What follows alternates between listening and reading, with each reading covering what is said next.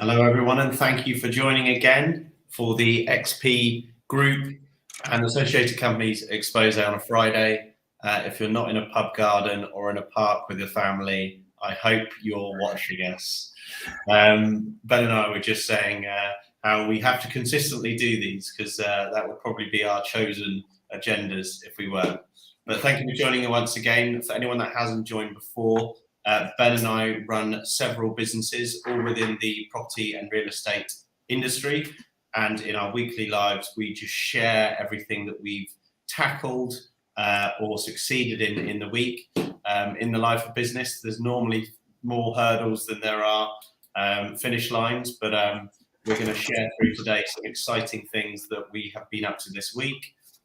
We'll do a quick synopsis of the episode.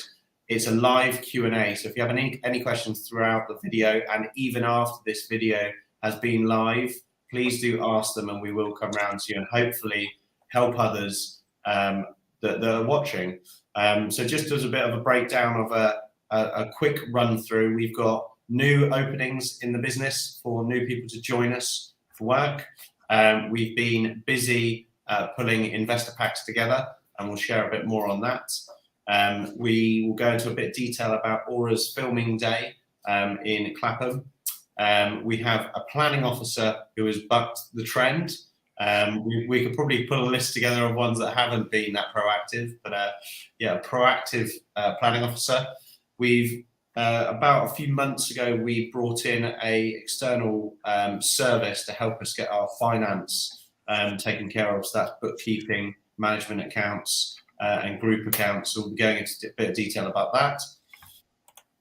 We, as shared last week, we've been working very hard to make sure that we're working with mostly privately run companies and sharing the benefits that we get with those companies and making sure that we can advise people in our network to use the good guys out there for various different services.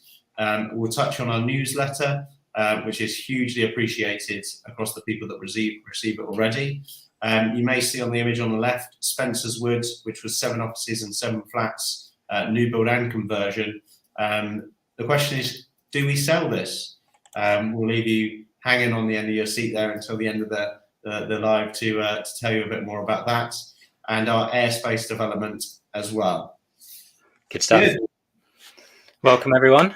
So we're going to kick off with some new vacancies that we've got within the business.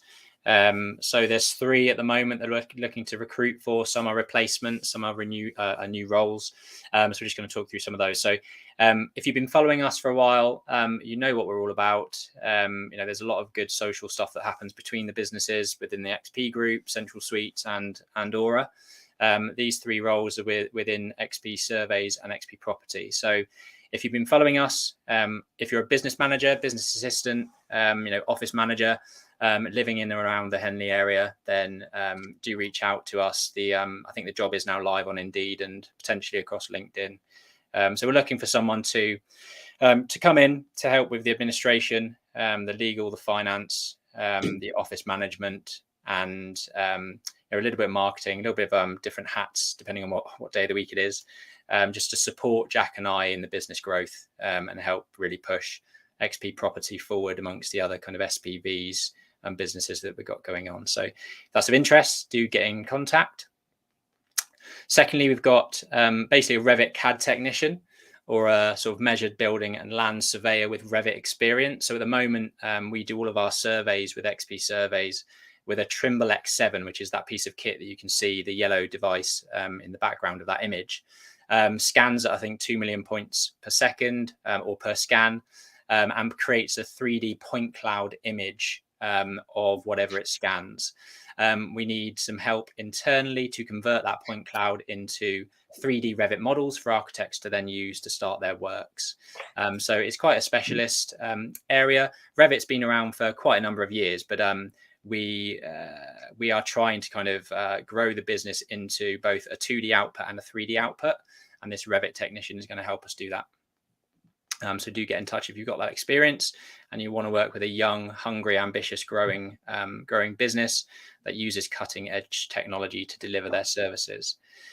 From a surveyor perspective, we're looking for a new managing surveyor, sort of head of operations to a certain degree, come in to help, again, grow the business from the top down, to help build the teams around what the business needs to grow, help drive forward the operations and make sure that we're delivering on time and to budget. So that person needs to have a good technical understanding, preferably be RICS chartered. And that's a high level role within the business that's really going to help us push to the next level. Obviously, Jack and I are very, very busy, so we want someone from an operational perspective to come in and take ownership of the delivery within the team. So if that's of interest, do get in touch. Good. On to point 2. We've been busy pulling together investment decks for 2 particular projects, and we'll discuss them separately.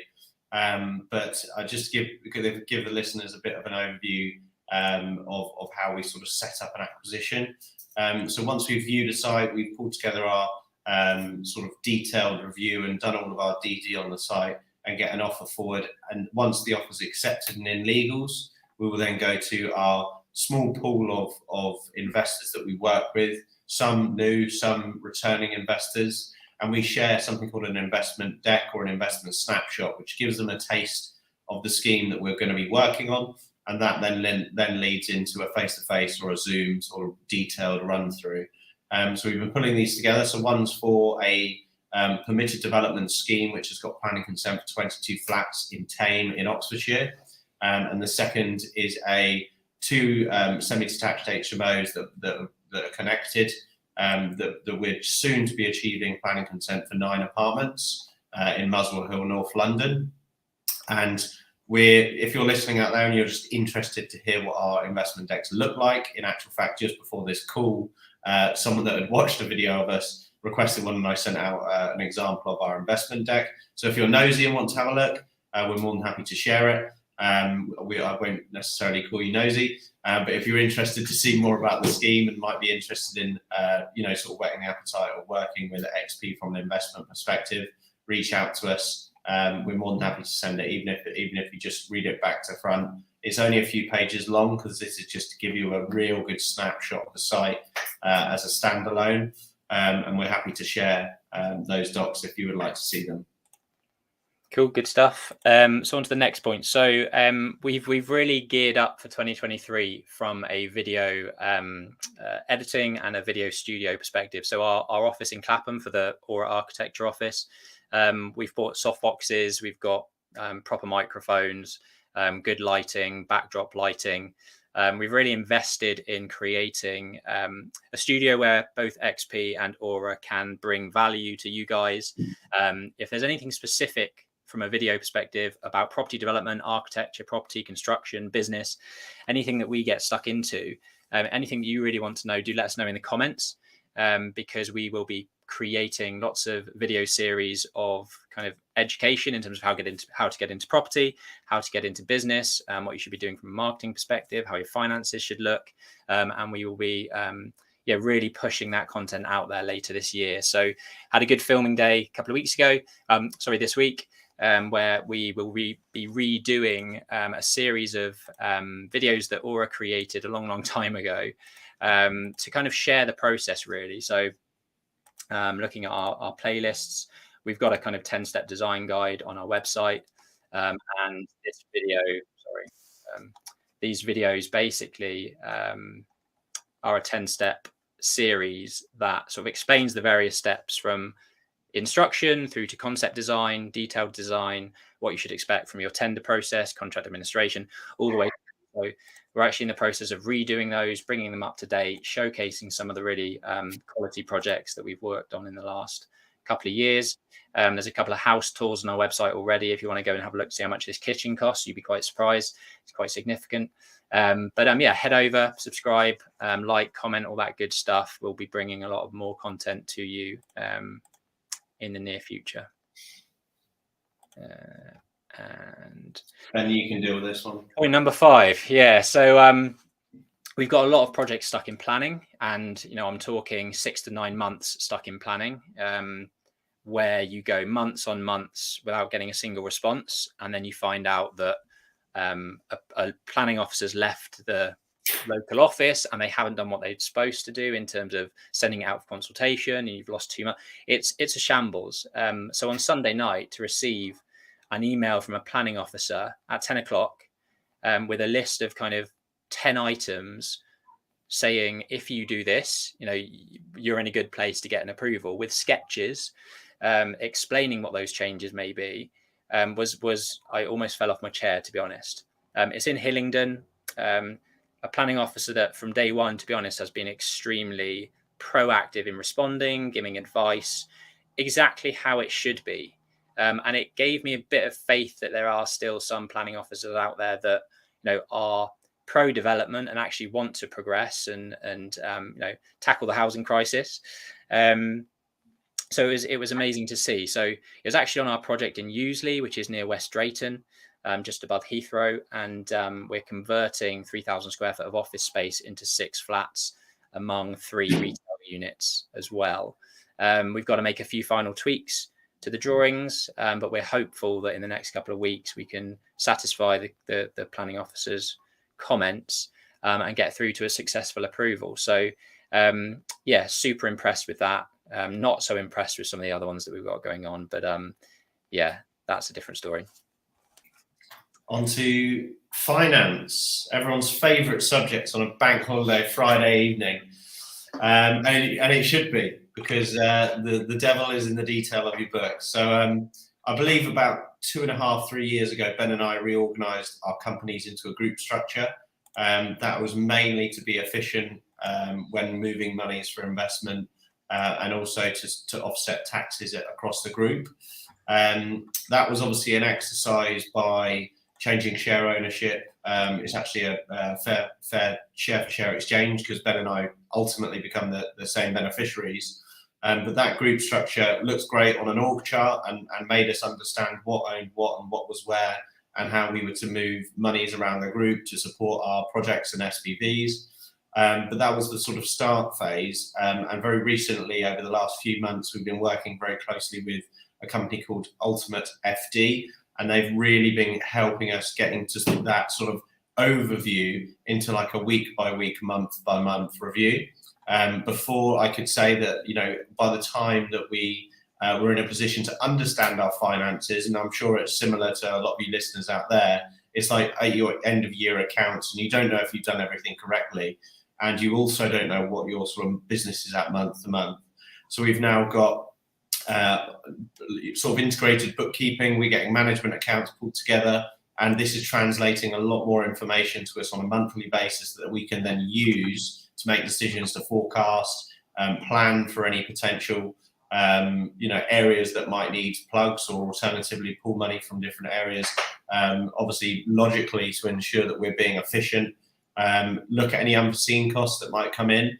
But the main final benefit is we then integrate that into all of the groups so that we can see how the group's performing. Because all of our SPVs, for an example, that are buying and building and selling a site, that will be completely ring fenced. But we can foresee change and movement earlier this way by having a really close look at our numbers. So happy to give anyone an intro to UFD if this is something you might be interested in.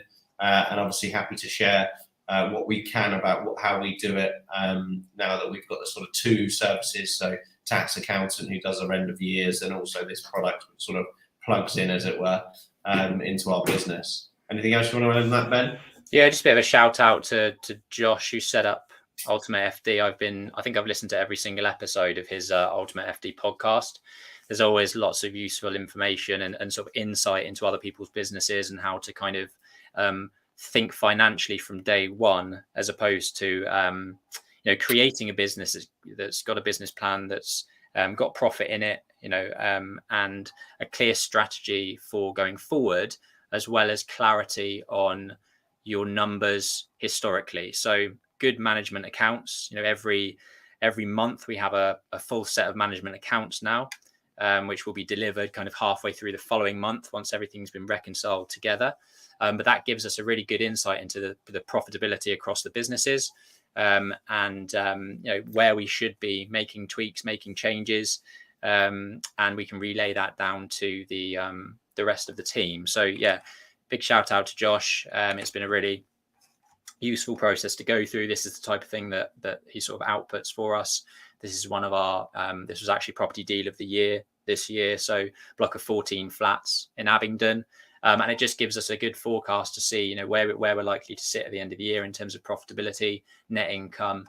And you can see in these tabs below that we've got all of our other businesses down here as well in terms of P&Ls, personal income, and how that consolidates together as a group structure. So if you're starting a property business, I know you might think, oh, I'm just doing 2 or 3 projects, but get your systems in place now so that as you grow, the systems can grow with it. I think we kind of started very, very fast, very, very strongly, put some systems in place in terms of cash flow forecasting and pipeline and things like that. But having this now where we've got an external finance team doing everything that we need to do to keep on top of all these finances as the number of SPVs grow, as the companies grow, it's going to really set us in good stead for the future as we grow into larger developments. So yes, don't neglect your finances. XP Affiliates. So we did share this last week, but I just wanted to make sure if there's any listeners out there that didn't see this last week. Just before we do go into that, Darren Young, thanks for the comment. You would like to see our investor decks. I hope you're well and having a good weekend. I met Darren at Tyler's boardroom group on Saturday. So back to XP Affiliates. We're big believers in supporting independent companies, independent businesses, and also if we get a good service from someone, we're more than happy to recommend them to others and introduce them to others. So across that list, we've been working hard to get to preferential rates and also building that relationship. And we're, quite frankly, quite a relationship driven business. A lot of the people that we work with are people that we want to work with, more so than that we have to. So if there's anyone out there that needs any services like insurance, accounting, equity finance, brokerage in finance, quantity surveying, project management, tech software, bridging finance, these are all the contacts, which is just a snippet of contacts that we work with. We've also since onboarded a few others. So Ollie James from Property Branding, if there's anyone else out there looking for branding your property business, he knows what he's doing, and he's got a really good pool of existing clients that he's worked with or working with still. But we got preferred relationships with these guys, and we're more than happy to make introductions. So if you're out there thinking, I need an accountant or a quantity surveyor or an insurance broker, feel free to reach out. The worst they can do is provide a quote as a comparable. But what we can say that is we've tried and tested them, and they're worth it. So yeah, XP Affiliates. I was going to say I had a really good chat with Andrew Shepherd from RCK last week, who is a capital allowance specialist. He found us 80 grand's worth of capital allowances in one of our commercial buildings. That's going to save us 19% of corporation tax on that. So, pretty much kind of 15 grand's worth of profit that we're not going to pay tax on because of, a conversation with Andrew at RCK. So yeah, do get in touch for some introductions. It's a network that we're trying to build upon to really kind of give, our mentees, our contacts, our network, an extended group of solid kind of consultants and people to go to for these services. So yeah, reach out if you need anything. Good. On to the newsletter. So I think the newsletter was one of our first bits of routine marketing. You could say this is probably similar, but it's a monthly newsletter that goes out, which gives you a synopsis, a little bit more detailed than we can do on these calls, and go into a little bit more detail about what we've bought, how we're buying it, where it is in construction and things like that. But it actually went out, I believe, yesterday. So if anyone got it, it would be great to hear feedback on this month's newsletter. The team worked pretty hard on bringing the detail together on these newsletters. But if you haven't signed up, go onto our website.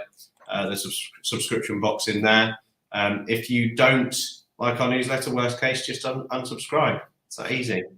Easy as that. It is, like Jack says, we do get a lot of really good feedback from people. It's a way to give a really deep insight into what's going on. These Friday lives are, another way that you can follow what we're up to. But the newsletter really does. It's the first place that we typically go to for investment opportunities as well. They'll be shared across this platform. You get good insights into some of the podcasts that we've been up to, and yeah, it's always got a really good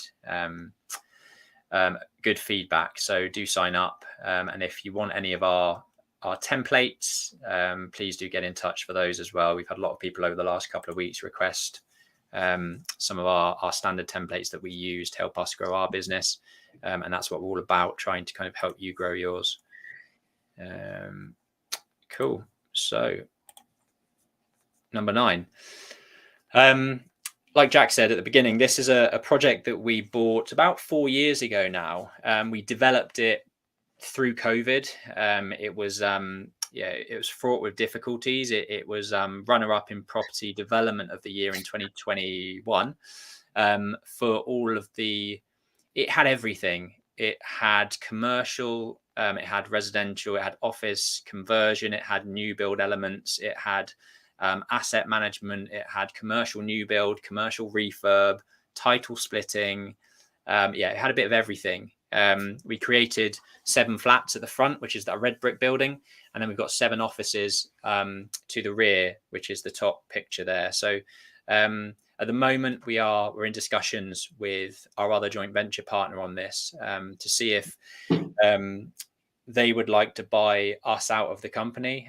They've expressed an interest too, so we're kind of waiting for them to come back to us with an offer of how that might be structured. So we'll keep you updated on that. Good. Last but not least, and then we can let everyone get onto the rosé in the sun.